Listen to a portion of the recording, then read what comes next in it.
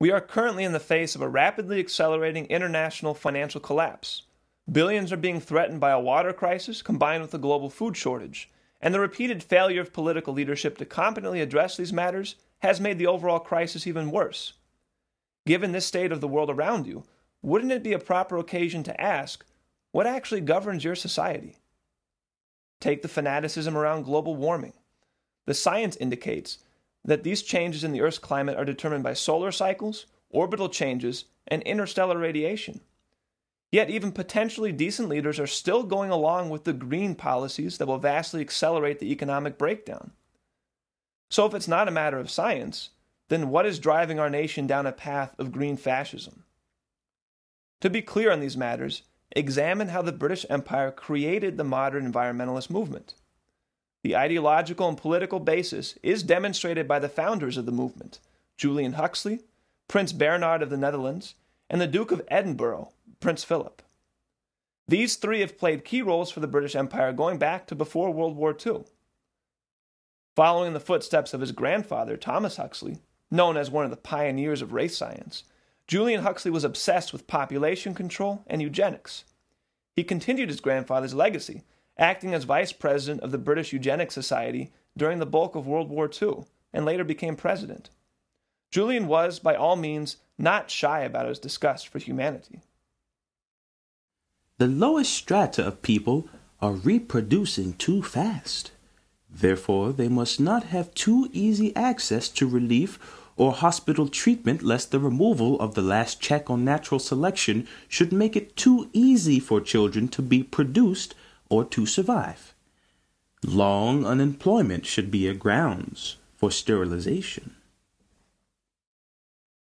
Around the same time period, in the 1930s, Prince Philip was being educated at the elite school of Salem Castle in Germany, while it was being run by the Nazis, who had made race science at the core of the curriculum. Many of his relatives were themselves either pro-Nazi or members of the SS, while Philip developed secret ties with the pro-Nazi British King Edward VIII.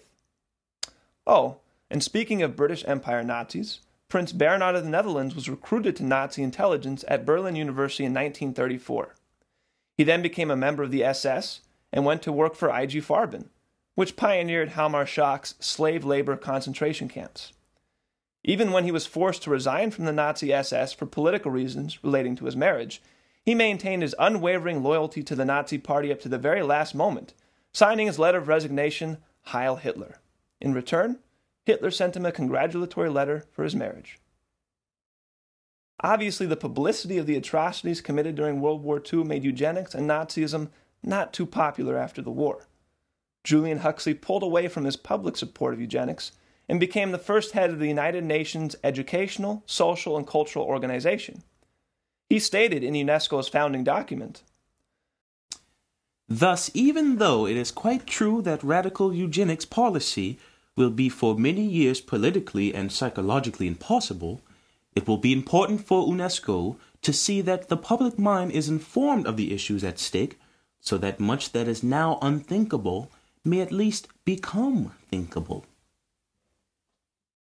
Soon after, Huxley co-founded the International Union for the Conservation of Nature to continue the British Empire's population control and eugenics policy under a new name, conservation, or as it was later called, environmentalism.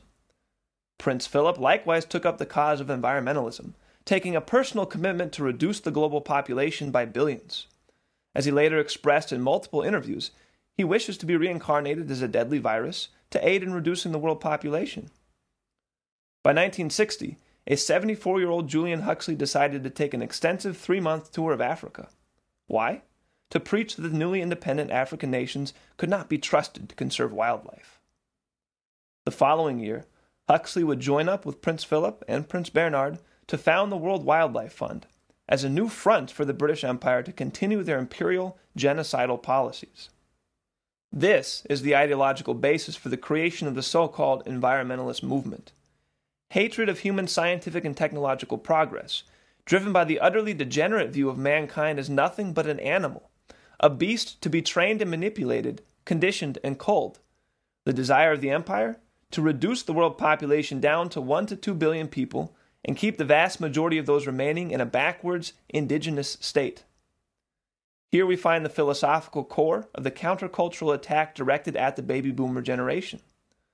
From Silent Spring to the population bomb, they were subjected to psychological warfare intended to break the United States culture away from any commitment toward actual human progress. The baby boomers were conditioned to believe that man was a scourge on the planet, and any desire to improve mankind's living conditions, especially through application of nuclear power, must be stopped.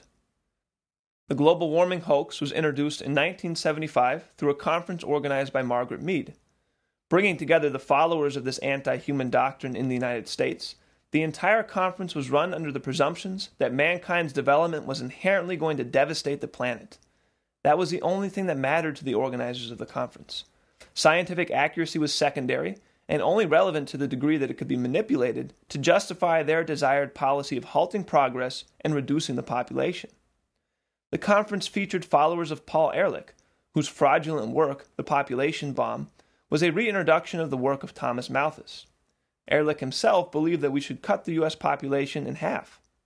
Typical of Ehrlich's followers at this 1975 conference was Stephen Schneider, notorious for saying, "To capture the public imagination, we have to offer up some scary scenarios, make simplified dramatic statements, and little mention of any doubts one might have. Each of us has to decide the right balance between being effective and being honest."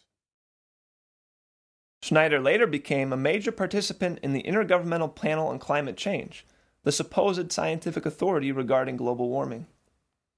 Under the direction of Mead, the emphasis of the 1975 conference was not science, but on obtaining a consensus agreement on the proper scare stories needed to push their policy.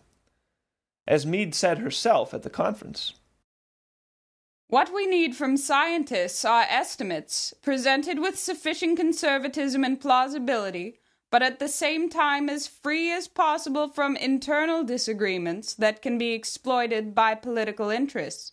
That will allow us to start building a system of artificial but effective warnings. Warnings which will parallel the instincts of animals who flee before the hurricane." It was out of this conference that the hoax of man-made global warming was born. This was never about science. It is the British Empire's policy for genocide.